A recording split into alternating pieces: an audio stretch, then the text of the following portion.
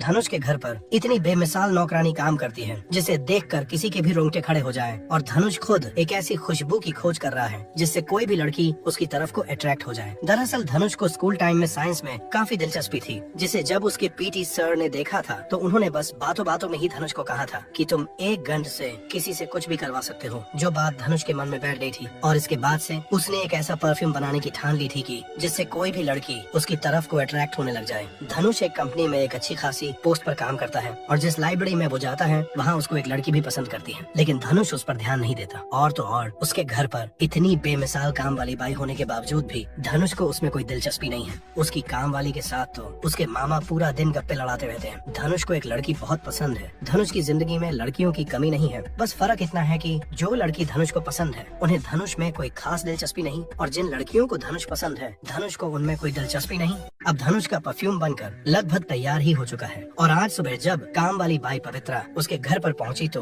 धनुष सफाई वाले स्प्रे की जगह पर खुद का परफ्यूम सफाई वाले कपड़े पर छिड़क कर वहाँ रख देता है और उसके लिए दरवाजा खोलता है। पवित्रा वहाँ आते ही सबसे पहले उस स्प्रे को अपने हाथों पर छिड़क कर उसकी स्मेल सूंघती है, लेकिन इससे उस पर कोई असर नहीं होता और वो धनुष के पास आकर टेबल को साफ करके वहाँ से चल जाती है। अब इसके बाद धनुष रात को फिर से अपने परफ्यूम में कुछ बदलाव करता है और अगले दिन सुबह जब पवित्रा आई तो धनुष फिर से वो सब करके उसके लिए दरवाजा खोलता है। पवित्रा पिछले कल की तरह फिर से उस परफ्यूम को खुद के हाथों पर छिड़क कर उसकी स्मेल सूंघती है। धनुष बस उसको ही देखे जा रहा था और इस बार काम वाली को देखकर लग रहा था जैसे उस पर धनुष के परफ्यूम का असर होने लग गया है। वो धनुष को देख भी उसी तरह से रही थी मानो उसे कुछ करना हो, लेकिन वो तो बस वहाँ टेबल को साफ करती है और चल जाती है। जिसके बाद आज रात धनुष फिर से अपने परफ्यूम में बदलाव करता है और अगले दिन जब पवित्रा आई तो फिर से वही सब करता है। पवित्रा भी अंदर आकर हर दिन की तरह उसे सूंघती है और शर्माते हुए धनुष के पास जाती है। अब आज सुबह जैसे ही पवित्रा धनुष के दरवाजे पर पहुंची तो धनुष सफाई वाले कपड़े पर अपने बनाए हुए जादुई परफ्यूम को छिड़कता है और पवित्रा के लिए दरवाजा खोलता है। पवित्रा अंदर आकर सबसे पहले उस परफ्यूम को अपने हाथों पर छिड़क कर उसकी स्मेल सूंघती है, जिससे वो एकदम से शर्माने से लग गई और शर्माते हुए ही धनुष की तरफ को जाने लगी। धनुष को लगा कि आज भी उसके परफ्यूम ने काम नहीं किया और वो ये सोचकर वहाँ से जाने लगा, लेकिन तभी पवित्रा धनुष को पीछे से पकड़ लेती है और उसको गले लगा लेती है। पवित्रा धनुष से बुरी तरह से लिपट गई थी। धनुष पहली बार अपनी जिंदगी में कुछ वैसा करने जा रहा था, लेकिन तभी उसे एक लड़की की याद आ जाती है और वो वहाँ से उठ जाता है। लेकिन पवित्रा अभी भी अपने होश हवास खोकर नीचे ही लेटी हुई थी, जिससे धनुष उस पर पानी छिड़कता है और तब जाकर पवित्रा थोड़ी होश में आई। धनुष उल्टा उससे ही पूछ रहा था कि ये सब क्या था। पवित्रा बेचारी खुद शर्मा रही थी, वो क्या ही बोलती, लेकिन धनुष का तो इसके बाद कोई खुशी का ठिकाना ही नहीं रहा था, क्योंकि उसका बनाया हुआ परफ्यूम अपना काम करने लग गया था।